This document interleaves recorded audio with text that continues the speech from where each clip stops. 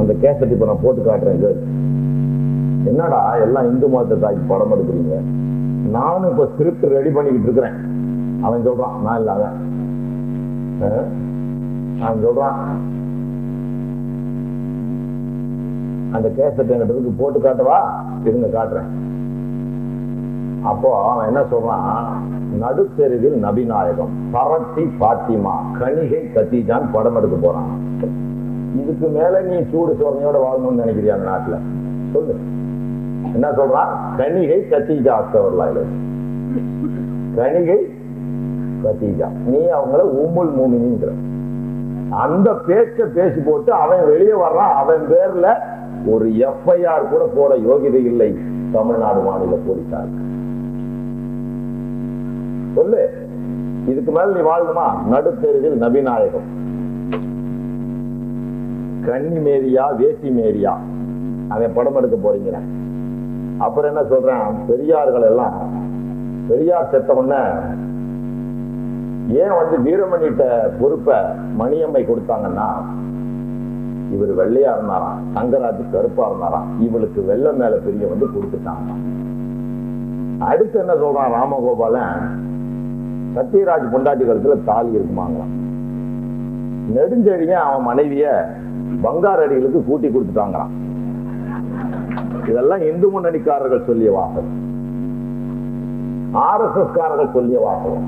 ஆனால் கழுதம் உண்ட ஜெயலலிதா எவ்வளவு திமிர்களுக்கு, என்னுடைய சிறுவர்கள் 32 பேரை நீ சிறையிலே அடைத்து வைத்தாயே, இந்த நாயை நீ என்ன செய்தாய்? என்ன செய்தாய்? ஆயுதம் ஏன் ஏந்த மாட்டான்? ஏந்தித்தான் தீர்வு என்ற விதி இருந்தால் அது எங்களுக்கு இலக்கமான மரணம், எங்களுக்கு மேலான. இங்குள்ள இஸ்லாமியர்களை கண்டு அந்த RSS காரன் சும்மா இருக்கவில்லை. இந்த இஸ்லாமியர்களுடைய ஒற்றுமை நீ எந்த எழுந்து விடுவாய், உன்னுடைய ஈமானின் வெளிப்புறமாகிவிடும், நீ நாரே தக்பீர் என்று கற்றுக்கொண்டு வருவாய் என்று பயந்து கொண்டிருக்கிறான். எவ்வளவு நெஞ்சு கொழுப்பு இருந்திருந்தால் நபிநாயகம் ஒரு நடுத்தருவில் கணிகை கத்தீஜா, பரத்தியர் பாத்திமா என்று சொல்லுகிறார். சொல்லு. அப்புறம் என்னடா பண்ணுவ குண்டு வைக்காம? என்ன பண்ணுவ நீ? சொல்லு. எனக்கு நாளை காலையில கடை ஷார்ட் ஷீட் நாளைக்கு தான் கொடுக்க போறான் எனக்கு.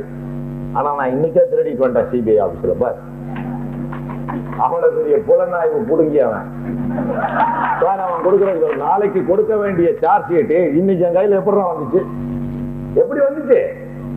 அவ்வளவு விவரமா இருக்கான்னு அர்த்தம். எல்லாம் குப்பை குப்பை. ஒரு 5 மாசமோ 4 மாசமோ நான் அப்புறம் வெளியே வந்துடுவேன். ஆனா சமுதாய மக்களாகிய நீங்கள் சிந்தியுங்கள், யார் பின்னணியில் நிற்கிறீர்கள்? உங்களுக்கு எதிரி யார், துரோகி யார், நண்பன் யார் என்றே தெரியவில்லை சகோதரர்களே. உங்களால் தான் இவ்வளவு சிரமங்களையும் சுமைகளையும் நாங்கள் தாங்கிக் செல்ல வேண்டியிருக்கிறோம். எத்தனை மேடைகள், 13,000 கேசட் சீஸ் பண்ணிருக்கான் எங்க வீட்டுல. எவ்வளவு? 13,000 மீட்டிங், 126வது சிறை. உயர் அமைக்கிறாங்க மாவட்டம். இப்போ முந்தானத்து ஒரு 21ஆம் தேதி ஒரு சம்மன் கொண்டு கொடுத்தாங்க கமிஷனர். என்னடா பாக்குறேன், 3 வருஷத்துக்கு முன்ன மூர் ஸ்ட்ரீட்ல நானும் டாக்டர் ராமதாஸ் பேசுறதுக்காக ஒரு சம்மன் ஜார்ஜ் டவுன் கோர்ட்ல. அப்புறம் அபுதாகிர்னு இங்க இருக்கிறார் ஒரு வக்கீல், அவரு தான் வந்தாரு. ஒரு 10-15 வக்கீலோட போனோம். போன உடனே மடமடன்னு தமிழ் சகோதர வழக்கறிஞர்கள் கூட ஆர்வமா எங்க வழக்குக்கு என்னை கேட்காமலே சம்மன் போட்டாங்க. டாக்டர் வராதனால ரீசம்மன் ஆர்டர் பண்ணிட்டா. அடுத்த மாசமே 27ஆம் தேதி போட்டிருக்கான், 29 போட்டிருக்கான். 3 வருஷத்துக்கு முன்ன என்னடா செக்ஷன்னா 153. அது என்னன்னா மத நல்லிணக்கத்தை கெடுக்கமா. எப்படி அவர் இந்து முஸ்லீம் சேர்ந்து கெடுக்க முடியும்? இன்னைக்கு 8 மாவட்டத்துல, 11 மாவட்டத்துல வன்னியர்கள் பெரும்பகுதி இருக்கிறார்கள். 1.5 கோடி இஸ்லாமிய சகோதரர்கள் வாழ்கிறார்கள். 1.5 கோடி பேரில் 79 லட்சம் பேர் 11 மாவட்டத்தில் பெரும்பான்மை. உன்னை பார்த்து அந்த முஸ்டாக் கவர்மெண்ட் மாதிரி இருக்கு. எங்கேயா சிபிஐ ஆபீஸ் முன்னாடி போயிடாத அள்ளிட்டு போயிட போறான். நீதான் திடீர்னு பார்த்தா அந்த முஸ்டாக் கவர்மெண்ட் மாதிரி இருக்கு. பேப்பர்ல போடுறாங்க, காணா போயிட்டான் 4 பேர். அதுல 2 பையில இவனே அடிச்சு கொண்டுட்டான். என்னமோ புத்தர் ஆபீஸ்க்கு வச்சு போட்ட மாதிரியும், புத்த மரத்துக்கு வச்சுட்ட மாதிரி, மகாவீரருக்கு வச்சுட்ட மாதிரியும். ஏன்டா அயோக்கியனத்தானா ஆயுத கலாச்சாரம் பரவுதுங்கிறான். எந்த ஆயுத கலாச்சாரம்? எங்க அம்மாவுக்கு 1949 கல்யாணம். 48லயே மகாத்மா காந்தியை சுட்ட வந்தாண்டா கோட்சேங்கிற கும்பல், RSS கும்பல். எங்க அம்மாவுக்கு கல்யாணம் ஆகிறதுக்கு முன்னே இந்த நாய் ஆயுத கலாச்சாரத்தை விளைச்சவனே இந்தியாவில் RSS காரன் தானே. எங்க அம்மாவுக்கு கல்யாணம் ஆகிறதுக்கு முன்னே ஆயுத கலாச்சாரங்கிறத நான் என்னைக்கு ஏந்த ஆரம்பிக்க நினைக்கின்றேனோ, இன்ஷா அல்லாஹ் அந்த நிமிஷம் முடிஞ்சுக்கிறாங்க. அந்த நிமிஷம் முடிஞ்சுங்க. 1/4 கிலோ ஜெலட்டின் வச்சதுக்கு 25 கிலோ சார்ஜ் ஆகும். 480 சாட்சிக்கு தெரிஞ்சிருக்கு, இவனுக்கு தெரியல. ஒண்ணு அது வெடிச்ச உடனே பாத்தீங்களா, கோவிந்தாச்சாரி இங்க இருந்து கிளம்பிட்டான். இன்னொருத்த அசோக் சிங்கால் வார வாரம் வந்துகிட்டு இருக்கான். எதுக்கு அதெல்லாம் நம்ம பாட்டாளி மக்கள் வச்சு அடிச்சு உடச்சு ஒரு காலம் வரும். சகோதரர்களே, இப்படி இருக்காதீர்கள்.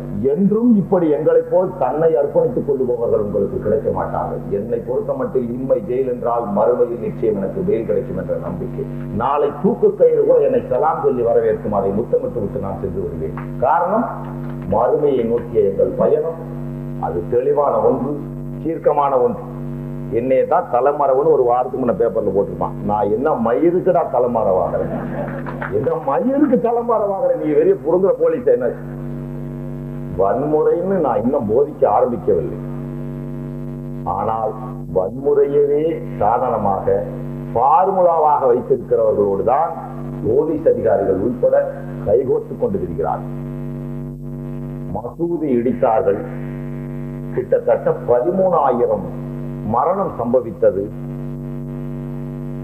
$7 பில்லியன் மதிப்புள்ள இந்திய நாணய மதிப்புள்ள ஒரு வெளிநாட்டு கணக்கெடுத்திருக்கிறான். $7 பில்லியன் மதிப்புள்ள பொருட்சேதங்கள் இஸ்லாமியர்களுக்கு ஏற்பட்டது.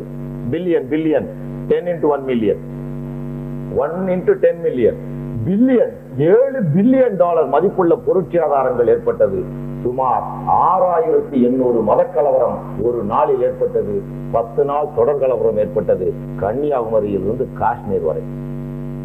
அந்த அத்வானியை கொண்டு போய் கெஸ்ட் ஹவுஸ்ல உட்கார வச்சு, ஏதோ உங்க வீட்டுக்கு வந்த மருமகன் மாதிரி உன் பொண்டாட்டி பிள்ளைகளுக்கு எவ்வளவு 4.5 லட்சம் வச்சு அனுப்புறான். இங்க ஒரு RSS ஆபீஸ் சேத்துப்பட்டில் வெடிச்சுன்னு வயசு பள்ளையெல்லாம் முடிச்சு கொண்டு வச்சு போட்டு வீட்டுக்கு கூட்டிட்டு போய் அந்த ரஃபீக் அஹமத் பாய்னு ஒருத்தரை கூட்டிட்டு போய் அவர் பொண்டாட்டி வந்து என்கிட்ட சொல்லுது, இப்படி ஒருத்தன் எடுத்துக்கிட்டானாமா விஜயகுமார்னு, ஒரு CBI ஆபிசர். ஏடா இந்த குரான்னாலதானே நீங்களும் ஆடுறீங்கன்னு ஒரு உதைச்சானா. ஒலி என் வீட்டுக்கு அவன் அரெஸ்ட் பண்ண வருவான், நான் எதிர்பார்த்துக்கிட்டே இருந்தேன். அக்கா சொல்றேன், அவன் மாத்திர காலை வச்சிருந்தானே திரும்பி வீடு போயிருக்க மாட்டான். இது என் அல்லாஹ்வின் இன்று கூட CBIக்கு எச்சரிக்கை விடுகிறேன். CBI என்ற வெறி பிடித்த நாய்களின் ஏஜென்டாகவும் CBI அதிகாரிகளுக்கு வீடு கொடுத்திருக்கின்ற முஸ்லிம்கள் கூட எனக்கு தெரியும். இதே தெருவில் கூடிய வந்து என்னை வந்து பார்க்க இந்த கூட்டம் கேட்க வந்திருக்கிறான். இதுல ஏதாவது வளருவனான்னு அதை பிடிச்சிட்டு போயிடலாம். இனி நானே வச்சுன்னு சொன்னாலும் நீ இதுல ஒரு வரி சேர்த்துனா கையை வெட்டி போடுவாங்க கோர்ட்ல. தெரியுமா உனக்கு? அவ்வளவு சட்டம் படிச்சவன் குப்பா பயணி. இவன் வந்து என்ன சொல்லியிருக்கான், இவனுக்கு இந்த CBI அதிகாரிகள், நீங்க உங்க ஒப்பனுக்கு தான் வச்சிருந்தா என் வீட்டுல காலை வச்சு நீ நாளைக்கு அரெஸ்ட் பண்ணுவீங்க. நீ ஒப்பனுக்கு உங்க அம்மா வச்சிருந்தா என் வீட்டுல காலை வச்சு நீ அரெஸ்ட் பண்ற. இந்த வழக்குல நீ அரெஸ்ட் பண்ணு, பாத்துறேன் சொல்லு. இந்த வழக்குல சார்ஜ் ஷீட்டை போட்டு கோர்ட்டு ரிமாண்ட் கேட்கறான். ஏன்? அவனுக்கு தெரிஞ்சு போச்சு, எங்க பசங்களை அடிச்சிருக்கிறான், இம்சை பண்ணிருக்கிறான். ஒரு இஸ்லாமிய பெண்ணை 6 கான்ஸ்டபிள்கள் கோயம்புத்தூரிலே கற்பழித்து அவருடைய மர்மஸ்தானத்திலே 7 தையல்கள், மெடிக்கல் சர்டிபிகேட். என்னச்சா, ஏதாவது ஒரு முஸ்லிம் வீட்டுல போய் அந்த சகோதரங்களை பார்த்து ஒரு 5 ரூபாய் கொடுத்தீங்களா, இன்னலில் இருப்பவனுக்கு சுமார் ஒரு ஆர்வக்கோளாறு. அதான் சுமார் தான். உட்கார், நான் தான் பேசுறேன்ல, நீயா கம்முன்னு சொல்ற மறுபடியும் சொல்றேன். என்ன கொடுத்திருக்காரு?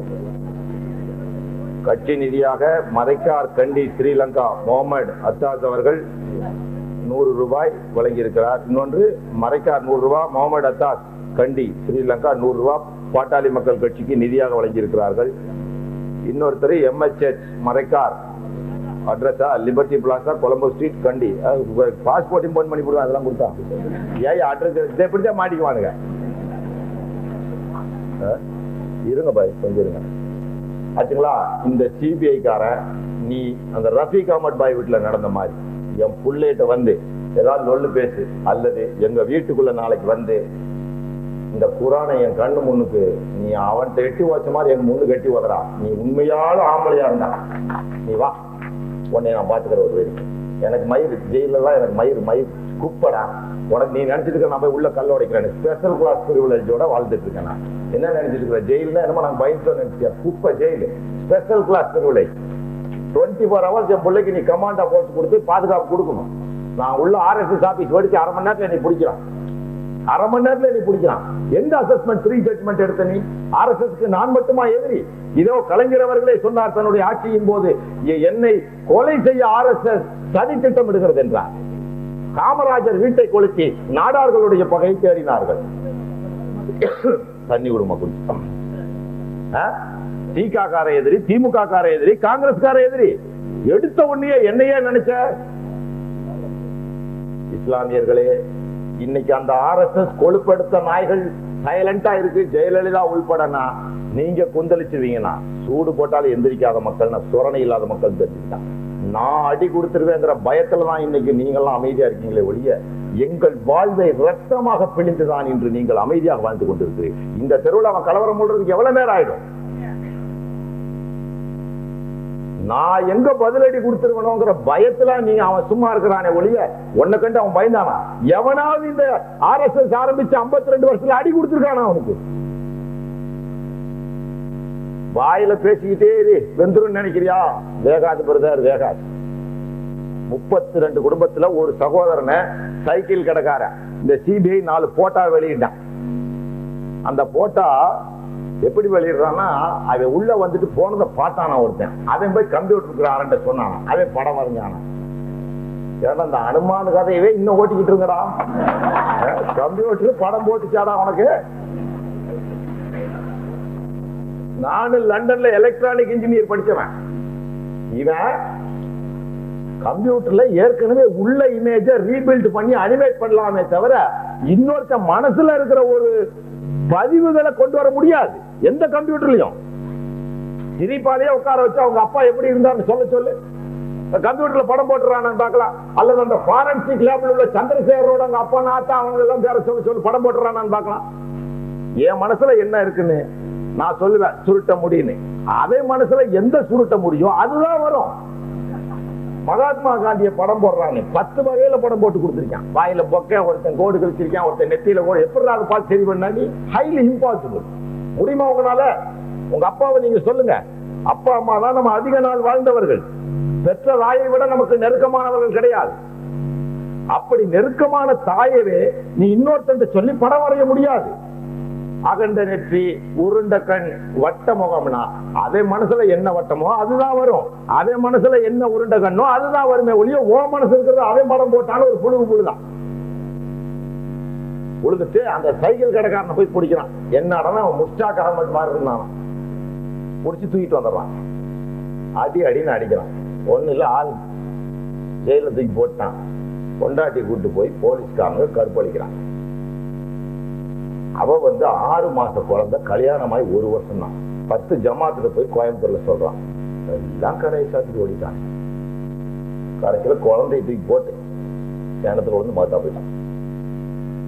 மையத்தை எடுத்து போஸ்ட் மார்ட்டத்துல வச்சுக்கிட்டான். மையத்து வாங்க போக என்னமோ ஐக்கிய ஜமாத்துன்னு ஒருத்தர் அவங்கள்ட்ட யார சொல்லி கூட ஒருத்தனும் போகுது.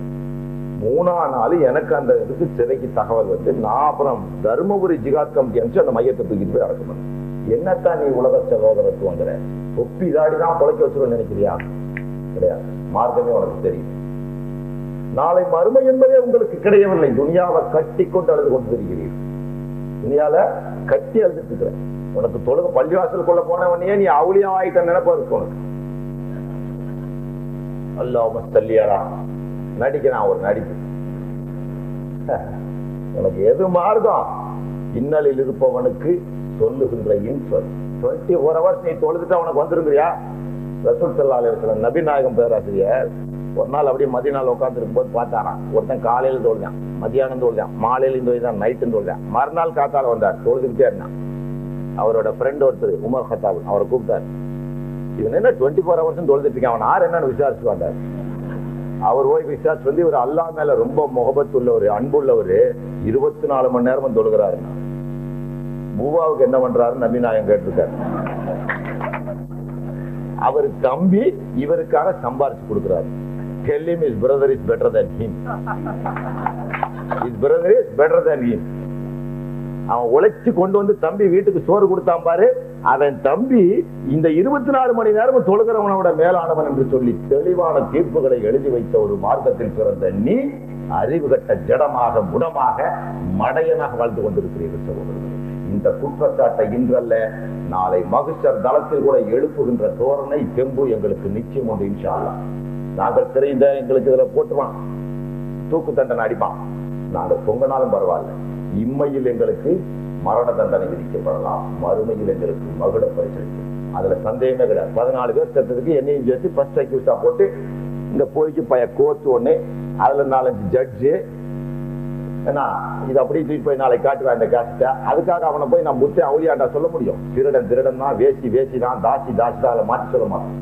சமது வேணா ஜெயலலிதா கூட்டது உம்புல் மூலினியும் நாங்க வேசிய வேசின்னு சொன்னோம், தாசிய தாசின்னு சொன்னோம், நல்லவனை நல்லவனா சொன்னோம், கெட்டவனை கெட்டவன் சொல்லுவோம். அதுக்காக தூக்குதான் இந்த நாட்டின் தண்டனை என்றால் தொங்க தயார் என்று சொல்லுகிறோம். தொங்க மாற்றி பேசுகின்ற நாவுகள் அல்ல, பிழைப்புவாதிகள், பிழைப்புவாதிகள் சகோதரர்களே, பிழைப்புவாதிகள். நம்ம நினைச்சுக்கிறோம் தொழுதுட்டு அவுளியாவாயிட்டோம். சகோதரனே, அந்த பன்றி தொழுகிறது, அந்த நாய் தொழுகிறது, செடி தொழுகிறது, கொடி தொழுகிறது, அனைத்து ஜீவராசிகளும் தொழுது கொண்டுதான் இருக்கின்றன. அவைகளின் தொழுகை முன்னே உன் தொழுகை மேலான ஒன்றல்ல. அமல் இல்லாதவன் தொழுகை ஏற்றுக்கொள்ளப்பட மாட்டாது என்பது மார்க்கத்தின் தீர்ப்பு. என்றாவது உணர்ந்தீர்களா? 32 சகோதரர்கள் சிறையில் வாடுகிறார்கள். கோவையில் 18, பாளையங்கோட்டையில் 4, சென்னையில் 12, நாளைக்கு என்னையும் சேர்த்து 33 பேர். யாராவது ஒரு ஜமாத், ஒரு முஸ்லிம் ஒரு 10 ரூபா கொண்டு போய் அவன் வீட்டுக்கு கொடுத்துருச்சா? மாற்று சீலைகளை எல்லாம் கூட எப்படி எந்த சமுதாயத்துக்கு பாடுபடுறோம்? எங்களுக்குன்னு ஒரு சமுதாயம் இருக்குதாங்கிற உணர்வு வந்தது. ஆனாலும் இறைவனின் முகப்பத்தை பெற அவனுடைய எதிரிகள் என்னுடைய எதிரிகள் என்ற ஒரே நோக்கத்துக்காக சென்று கொண்டிருக்கிறேன் ஒழிய நிச்சயம் உங்களுடைய ஆதரவும் பேராதரவும் எங்களுக்கு கிடைக்கும், கிடைக்க வேண்டும் என்ற எண்ணம் எண்ணிவிட்டால் அங்கு ஷிர்காகிவிடும். தெரிந்து கொள்ளுங்கள், எந்த மார்க்க உலமாவின் தீர்ப்பு விட்டு எந்த உலகமாகவும் சொல்லிவிடுங்கள். சொல்லு, எவனாவது ஒரு ஆள் இந்து முன்னணி ஆபீஸ் படிச்சது தப்புன்னு சொல்றியா? இந்த கூட்டத்துல ஹக்கா சொல்லி நீ காஃபீர் ஆயிட்ட. மனசுக்குள்ள உனக்கும் சந்தோஷம் தான், எனக்கும் சந்தோஷம். அதுக்கு என்ன பண்ண முடியும்? சிபிஐ ஆபீசர் என்ன விசாரிச்சிருக்கான். விசாரிக்கும் போது கேட்கறான், RSS ஆபீஸ் படிச்சது உனக்கு வருத்தம் இல்லையா? இல்ல. ஏன் இல்ல? ஹிட்லர் சாவுக்காக நீ அழுக சொல்ல முடியாது. அது என் constitutional right. You cannot force me to cry for Hitler's death. Godse செத்ததுக்கு தூக்கல போட்டதா இனி அழுக சொல்ல முடியுமா? அது எப்படி முடியும்? அது இயற்கையில வரணும்டா. அவன் சாவுல எங்களுக்கு சந்தோஷம் தான். 70,000 மத கலவரங்கள் சகோதரர்களை, 4 லட்சம் இஸ்லாமிய பெண்களின் கருகுமணிகள் 45 ஆண்டுகளில் அறுத்த அயோக்கியர்களுடைய ஆபீஸ் தான் வெடித்தது. அது குறித்து எனக்கு சந்தோஷம் தான். இதை எப்படி சொல்லிட்டு இருக்கிற? அத்தனை காதிங்க, சிபிசிஐடி, ஸ்பெஷல் பிரான்ச், சிபிஐ, அம்முட்டு பயல இன்னைக்கு இங்க இருக்கான். நாளை காத்தால 10 மணிக்கு இன்னைக்கு தடா கோட் ஹைகோர்ட்ல. எப்படி சொல்ற? RSS ஆபீஸ் வெடிச்சதுல எனக்கு சத்தியமா மனசுக்குள்ள வருத்தமே கிடையாது. அம்பேத்கர் போய் எல்லாம் கேட்டாங்க. காந்தி செத்த அன்னைக்கு நேருட்ட கேட்டாங்க. ஆசிய ஜோதி அணைஞ்சிருச்சுன்னா, ஏன்னா அவன் அடுத்த வாரிசை ரெடி ஆயிட்டான். பட்டேல் இந்தியாவே இருந்து போச்சுன்னா அம்பேத்கர் போய் கேட்டாங்க. நாட்டை பிடிச்ச சனியை விடிச்சு போறாங்க. இந்திரா காந்தி செத்த அன்னைக்கு 3000 சீக்கிய பெண்களை விதவைகளாக்கினார்கள் காங்கிரஸ் காலிகள்.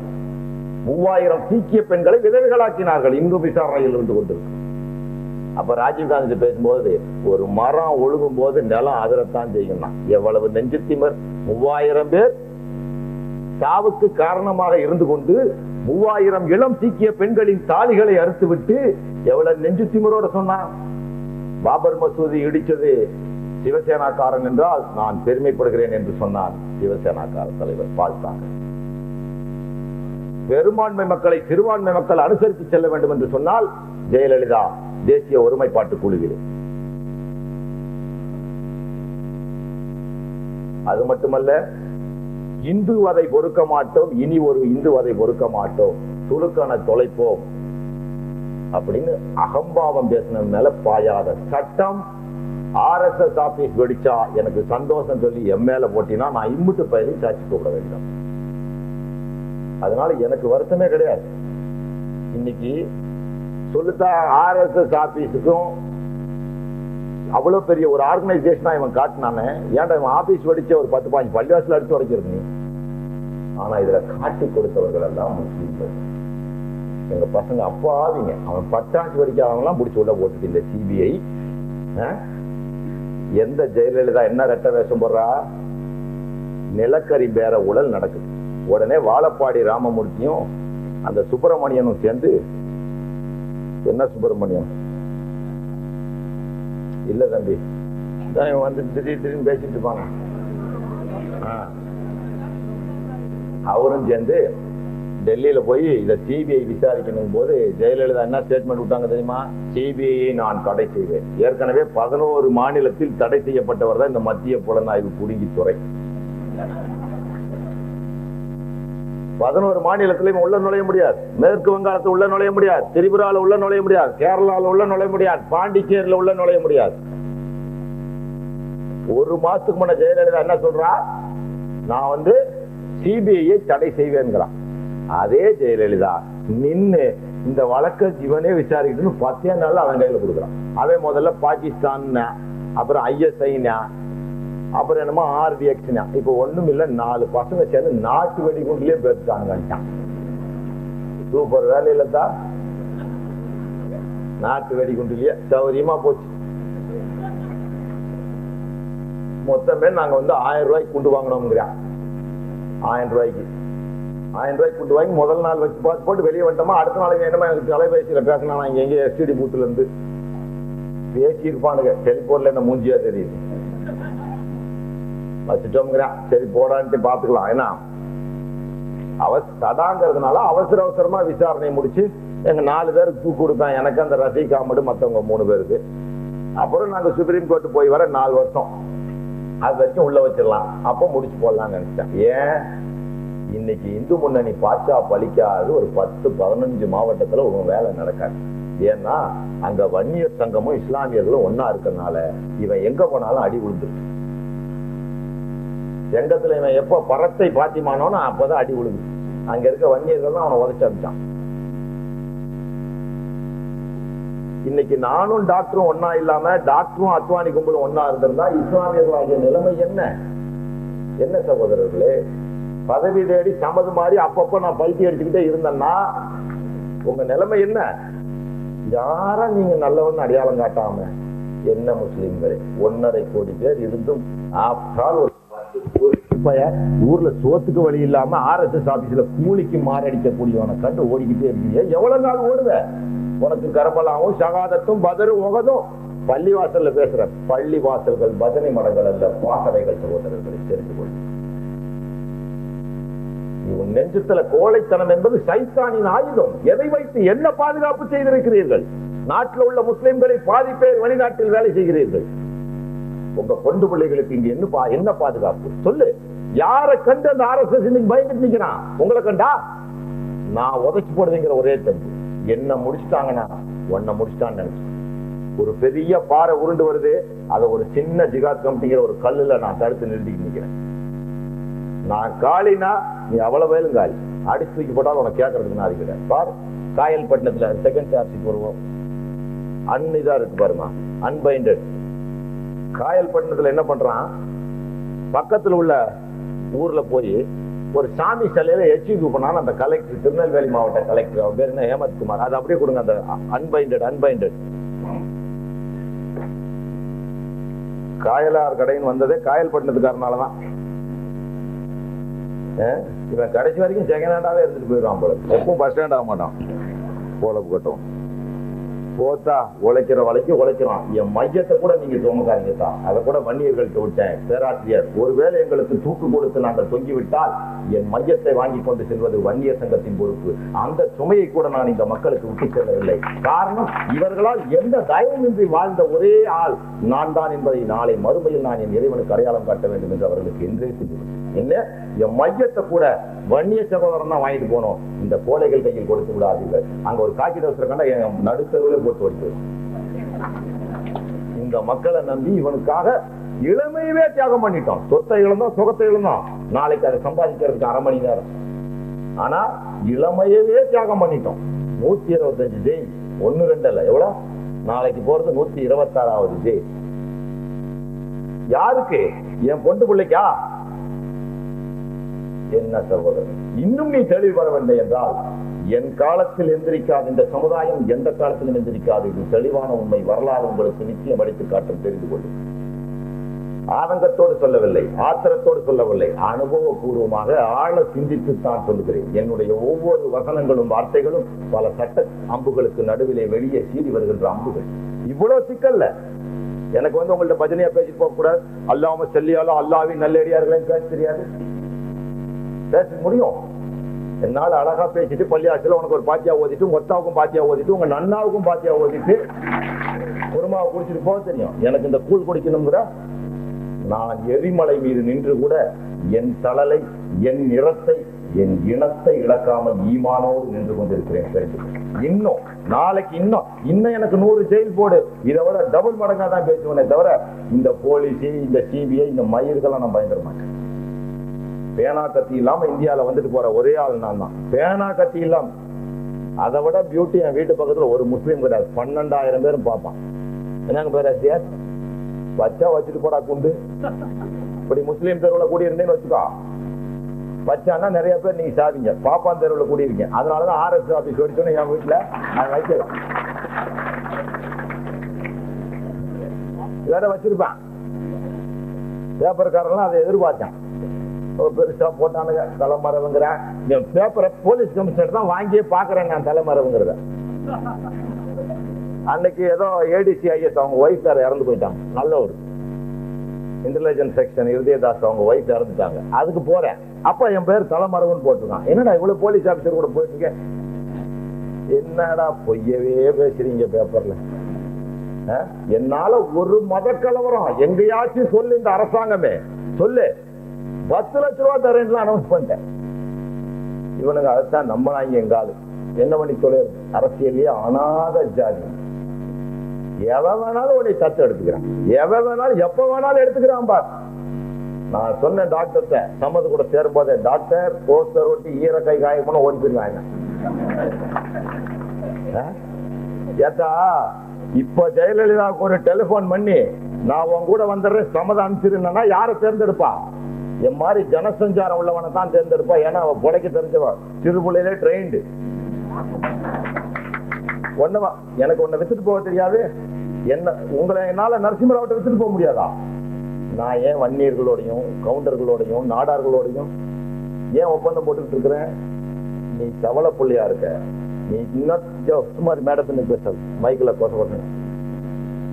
அப்படியே கொண்டு போய் கேசத்தை கொண்டு அவன் நீதிபதியில போட்டு காய்க்கணும். ஏற்கனவே இங்க 3 தெருவில் போட்டதுக்கு 27ஆம் தேதி போட்டு காட்டணும். மத நல்லிணக்கத்தை நாங்க தான் கெடுக்கிறோம். 153 என்னமோ 205 எல்லாம் 1860வது வருஷ சட்டம் வெள்ளக்காரன் போட்டு விட்டு போனது. இவன் தூக்கி வச்சுக்கிட்டான். இவனுக்கு செக்ஷன் எழுதவே தெரியாது. இவன் கொடுத்தான், டிட்டாச்மெண்ட்காரன் கொண்டு கொடுத்தான். அப்புறம் தான் இவன் எழுதி அன்னைக்கு தான் பாப்பா இந்த 153 என்ன 1980 இருந்து என் பேர்ல போட்டு 153 எதையுமே இவன் ஜெயிச்சதுல நடத்தணும், ஜெயிக்கவும் மாட்டான். ஏன்னா இந்த 3 தெருவுல 3 வருஷத்துக்கு முன்ன நாங்க சட்ட அமைதியை கெடுத்திருக்கிறோம். மறுக்கா இங்க வந்து பேச விட்டுருக்கான் பாரு. அவனுக்கே கேஸ் போட்டது மறந்து போச்சு. அதனாலதான் நான் விவரமா 3 தெருவுல வாங்கினாங்க. பசங்க கூட அங்க போடலாம் இங்க போடலாம், எங்க பேசணுமோ அங்கே போடுறாங்க. ஏன்னா 25ஆம் தேதி இதை நாங்க டிஃபென்ஸ் சைடு எடுப்பாங்க லாயருக்கு சொல்லி. என்னன்னு இவர் இவன் சொன்னா என்னமோ நாங்க அங்க பேசுனது கலவரம் உண்டு பண்ண மறுக்கா வந்து அந்த தெருமக்கள் விட்டுருப்பாங்களா வாய்ஸ் வைப்பாங்க பாருங்க. மறுக்கா பந்தாவா பேசிட்டோம்னா பின்ன முன்ன விட எச்சா சேர்த்து திட்டி இருக்கோம். கேளுங்க ஒட்டு வந்துடும்.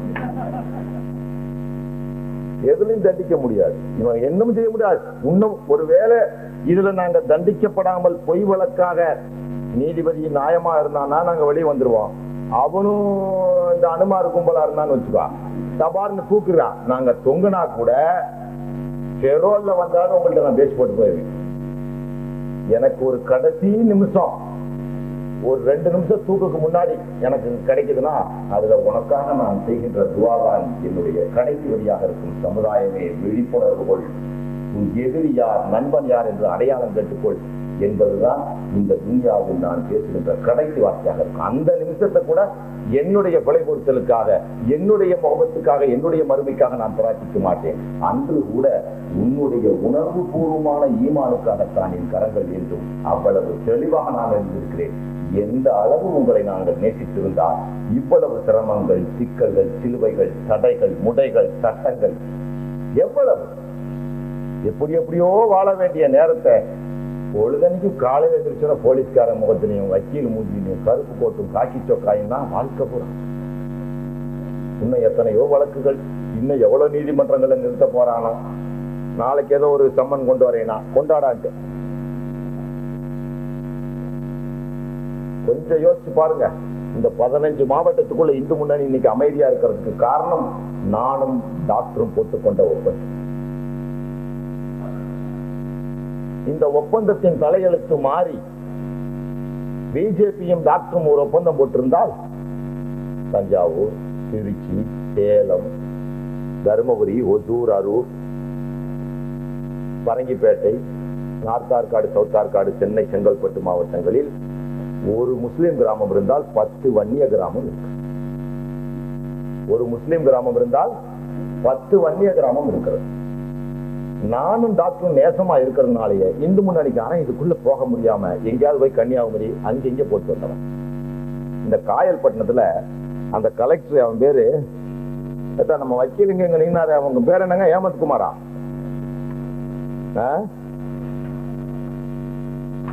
சொல்றான் பேர், ஒரு பொறுக்கி செருப்பால் அடிங்கிற. அதெல்லாம் 10 ரூபா தான் கேஸ், எவ்வளவோ தடவை சொல்லியாச்சு. ஹேமந்த் குமார் சின்ஹா, அவன் என்ன தெரியுங்களா பியூட்டி, அந்த ஊர் பேரு தெக்காத்தூர்ல ஒரு கோயில் மேல முஸ்லிம்கள் காரி துப்பி கலவரம் வந்துச்சுங்கிறான். ஆக்சுவலா மீன் கரையை கொண்டு வந்து பள்ளிக்கூடத்துக்கிட்ட போட்டுறான். பஞ்சாயத்து போர்டுல தீர்மானம் போட்டு பின்னாடி கொண்டு போக சொல்றான். இந்த கலவரத்தை RSS தூண்ட உடனே இந்த ஹேமந்த் குமார்ங்கிறவன் பிஜேபி பாசறையில் வளர்ந்து பிரெயின் வாஷ், மூளைச்சலவைக்கு ஆளானவன், பிஜேபியின் தயவில் படித்தவன். இவங்க அம்மா யாரையும் விட்டுட்டு ஓடிட்டான். அவன் பழைய கதையெல்லாம் இப்பதான் எடுத்தோம் இருக்கட்டும். அவன் என்ன பண்றான், ஒரு கோயில்ல போய் எச்சி துப்புனாங்கன்னு சொல்லி காயல் மஹபூப்னு ஒருத்தரை புடிச்சு உள்ள வச்சிடறான். தடா சட்டத்துல, தடால இல்ல, டிபிடிஏல, குண்டர் தரப்புல. அந்த ஊர் மக்களே என்ன பண்றாங்க, இந்துக்கள், நகர தலைவர், பஞ்சாயத்து தலைவர், தலைமை பொதுக்குழு உறுப்பினர், திமுக, கம்யூனிஸ்ட், எல்லா கட்சிக்காரங்களும் சேர்ந்து எங்க ஊர்ல அப்படி ஒரு சம்பவம் நடக்கவே இல்லைன்னு சொல்லி அந்த மாவட்ட கலெக்டருக்கு பாருங்க எல்லாம் கையெழுத்து போட்டு அனுப்புறாங்க.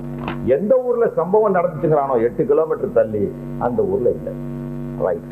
அடுத்து அந்த ஊர் மக்கள் சொல்றான், எங்க ஊர்ல இப்படி ஒரு சம்பவம் நடக்குது. இந்த கலெக்டர் பையமே சத்தியம் பண்ற, எங்க ஊர்ல அப்படி நடந்துச்சு சொல்லி உள்ள தள்ளிடுறான். அடுத்து அந்த ஊர் MP தனுஷ்கோடி ஆதித்தன் எழுதுறார், எங்க ஊர்ல அந்த மாதிரி சம்பவம் நடக்கல, காயல் மஹபூப் போன்ற 4 முஸ்லீம் லீக் தோழர்களை உள்ள வச்சிருக்கிறது தப்பு, பொய்யது, எங்க ஊர் மக்களை எனக்கு எழுதி கொடுத்துருக்காங்க, என் தொகுதி தான் அதுன்னு காங்கிரஸ் MP ஒரு லெட்டர் கொடுக்கிறார் கலெக்டருக்கு.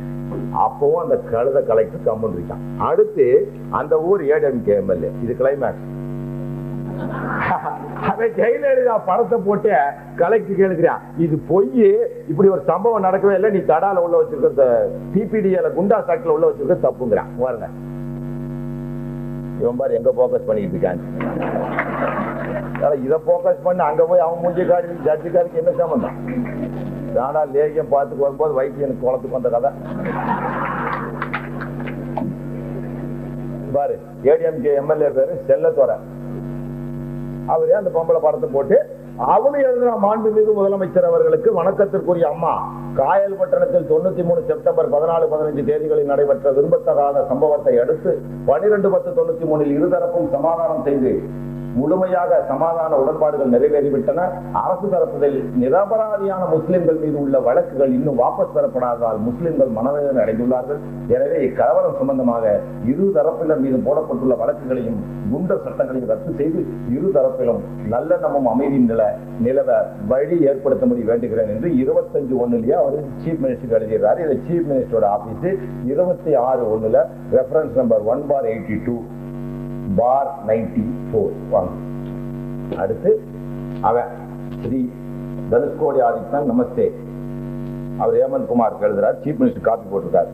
I am enclosing here with a copy of an appeal submitted by Sri Kayal Mahbub, Appaville Street, 42 Kayalpatnam, Chidambaram district, regarding implication in some police cases falsely. Sri Kayal Mahbub is a state orator and a district secretary of the Indian Union Muslim League, and he had been all along a good social worker and served for the development of the country and also the upliftment of the downtrodden and for the poor people of this area. It appears the incident occurs on 14/9/93 was more fisherman's quarrel and not communal disturbances. He is being unnecessarily implicated in many cases and his family members are being harassed and insulted by the local police department. I shall be much grateful and obliged if you could kindly personally look into the matter and see that this does not turn to be a communal disturbance because of the wrongful act of the police department. அப்படி சொல்லி collector எழுதுறாங்க. யாரு? MP. அந்த ஊர் மக்கள் எழுதிடுறாங்க. ஆனாலும் அந்த collector குண்டா சர்வர் இதுல அவரே ஒரு அப்பீல் கொடுக்கிறாரு. யாரு? காயல் மஹபூப. நான் முஸ்லீம் லீக்கில் பேச்சாளனாக இருந்தேன், நான் சுதந்திர கொடிய வருஷம் ஏத்தினேன்.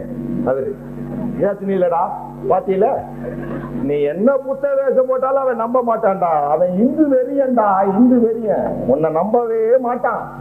நீ அல்லாவுக்கு ஈமான் இல்லாம, அவனுக்கு ஈமான் இல்லாம, கலெக்டருக்கு ஈமான் இல்லாம கடைசியில கம்பி என்ற நாங்க ஆரம்பத்தில் இருந்த இந்த கொடியெல்லாம் ஏத்த மாட்டோம்.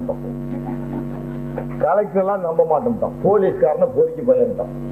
நீ அவனை எல்லாம் புத்தாண்டு போய் உட்கார்ந்த. இங்க எங்களை பசங்களை எல்லாம் 5-6 பேரை காட்டி கொடுத்தவன் இந்த எஸ்பி நூர் முகமது இறையில்ல கொடை வல்லல்னு அவன் தான் காட்டி கொடுத்தான். ஏன்? நாங்க வீட்டுக்குள்ள இருக்கிற பாம்பு அடிக்காம வெளியே சேல் அடிக்க போயிட்டோம் தம்பி. அதான்டா நாளை ஒரு நாள் நான் என்றாவது என்னுடைய கடைசி நேரத்தில் கண்ணீர் சிந்துவேனே. ஆனால் கடந்த காலத்தில் நான் செய்த ஒரே தவறு, வீட்டுக்குள் இருக்கின்ற தேளையை பாம்பை அடிக்காமல் வெளியில் உள்ள தேளை அடிக்க சென்று விட்டேன். புரிஞ்சுக்கிறோம், புரிஞ்சுக்கோ. கோட்டை அமீர் போன்ற துரோகிகள் தான் எங்களை போலீஸ்க்கு ஆள்காட்டியாக இருந்து காட்டி கொடுத்தார். இன்னைக்கு என்ன நிலைமை தெரியுமா சகோதரர்களே? 32 உள்ள குடும்பத்திலேயே பொள்ளைய பள்ளிக்கூடம் கட்டிச்சு 1 வருஷமா. ஒரு நிமிஷம் யோசிச்சு பார்த்தா நீ ஒரு 5 மாசம் ஜெயில இருக்க. ஒரு வன்னிய சகோதரர்கள் சிறைக்கு சென்றால் அந்த பெண்மணிகள் அருவாளை எடுத்துக்கொண்டு வயக்காட்டுல போய் அறுப்பு செஞ்சாலும் குழந்தைக்கு தண்ணி ஊற்றுறான். நம்ம ஆணாதிக்க சமூகம். கடைக்கு போக கூட பொம்பளை நம்மளை நம்பி இருக்கா. 32 குடும்பத்துக்கு என்னைக்காச்சும் அல்லாஹ் உன் முகபத்தை பெறுவதற்காக அந்த சிறைவாசிக்கு நான் ஒரு 50 ரூபா அனுப்பிச்சிருக்கேன். அஸ்ஸலாமு அலைக்கும். பேச்சை முழுமையாக கேட்ட அனைவருக்கும் என்னுடைய நன்றியை தெரிவித்துக் கொள்கின்றேன். பழனி பாபாவின் பேச்சுக்களை தொடர்ந்து கேட்க நமது இந்த பழனி பாபா வீடியோஸ் யூடியூப் சேனலை சப்ஸ்கிரைப் செய்து கொள்ளவும். அத்துடன் நம்முடைய இந்த சேனலை உங்கள் நண்பர்களிடம் ஷேர் செய்து சேனலின் வளர்ச்சிக்கு உதவி செய்யுமாறு தாழ்மையுடன் கேட்டுக்கொள்கின்றேன். நன்றி.